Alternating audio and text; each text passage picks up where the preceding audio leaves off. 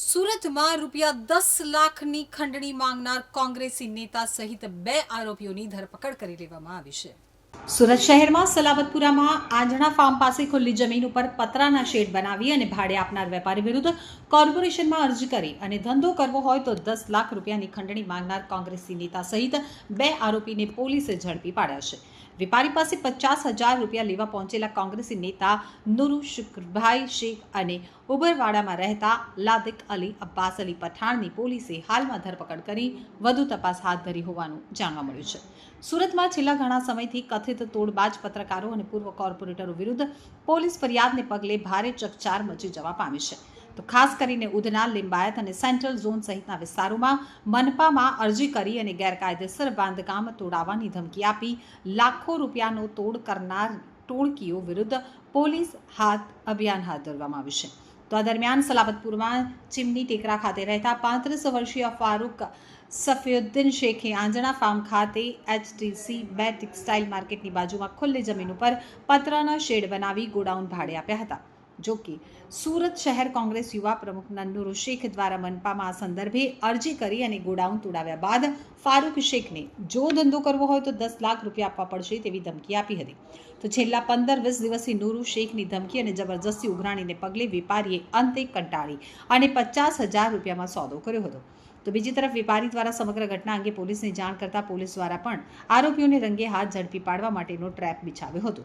જેના ભાગરૂપે આજે સવારે ઉમરવાડા ખાતે રહેતો નુરુ શેખ અને તેનો સાથીદાર સાદક અલી પઠાણ ₹50,000 લેવા માટે ફારૂક શેખ પાસે પહોંચ્યા હતા. જોકે રૂપિયા લેવા જતા જ LCB પોલીસે બંને આરોપીઓને ઝડપી પાડ્યા હતા અને શહેર કોંગ્રેસ યુવા પ્રમુખ નુરુ શેખની ધરપકડની ચર્ચા વાયુ વેગે પ્રસરી જતા કોંગ્રેસી નેતાઓમાં પણ સોંપો પડી ગયો હતો. ફારૂકભાઈ છે, એમણે આવીને એવી ફરિયાદ કરી કે એક વ્યક્તિ નુરુભાઈ શકુરભાઈ શેખ ઉર્ફે નુરુ ચાઇનીઝ અને એનો એક મિત્ર છે સાદિક અલી અબ્બાસ અલી પઠાણ, આ બંને એને પાસે ખંડણી માંગે છે. આજે ફરિયાદી છે એ પોતે ભંગારનો ધંધો કરે છે ખુલ્લા પ્લોટમાં. અગાઉ એણે ત્યાં નાનકડા શેડ્સ બનાવ્યા હતા પોતાના કામકાજ માટે. તો એ શેડ્સ આ જે નુરુ ચાઇનીઝ છે એણે SMCમાં અરજી કરી હતી અને શેડ્સ એના તોડાવી નાખ્યા હતા, જેથી જે ફરિયાદી હતા એ ખૂબ ગભરાઈ ગયા હતા, એને ઘણું નુકસાન પણ થયું હતું. પછી એણે આને બ્લેકમેલ કરવાનું શરૂ કર્યું અને એમ કીધું હતું કે તારે અમને ₹10 લાખ આપવા પડશે. ફરિયાદીએ આ બાબતે ખૂબ જ એના સાથે રકઝક કરી કે ભાઈ મને મારી પાસે આવી કોઈ કેપેસિટી નથી, આવી રીતના હું આપી ન શકું, તમે ગેરકાયદેસર માંગણી કરો છો. ત્યારબાદ એણે એને ધમકી આપી હતી કે હું તારી તમામ ધંધો બંધ કરાવી દઈશ. ત્યારબાદ જે ફરિયાદી છે એને પોતે પરમિશન પણ લઈ લીધી હતી. ફરિયાદીએ જણાવ્યું કે મારી પાસે પરમિશન છે. તો જે આરોપી છે નુરુ ચાઇનીઝ એણે એવી ધમકીઓ આપી કે તારી પાસે પરમિશન હશે તો પણ હું અન્ય કોઈ પણ જાતની અરજીઓ કરી ખોટા ફોટા પાડી અને તને બ્લેકમેલ તને તારું જે વસ્તુઓ છે બધી તોડાવડાવી દઈશ, તારો ધંધો બંધ કરાવી દઈશ. જેથી ફરિયાદી ખૂબ અકળાઈ ગયા હતા, મૂંઝવણ અનુભવતા હતા. એમણે પોલીસ સ્ટેશન આવી અને અમારો સંપર્ક કર્યો હતો. છેવટે અમે એમને જણાવ્યું હતું કે તમે ફરિયાદ આપી દો.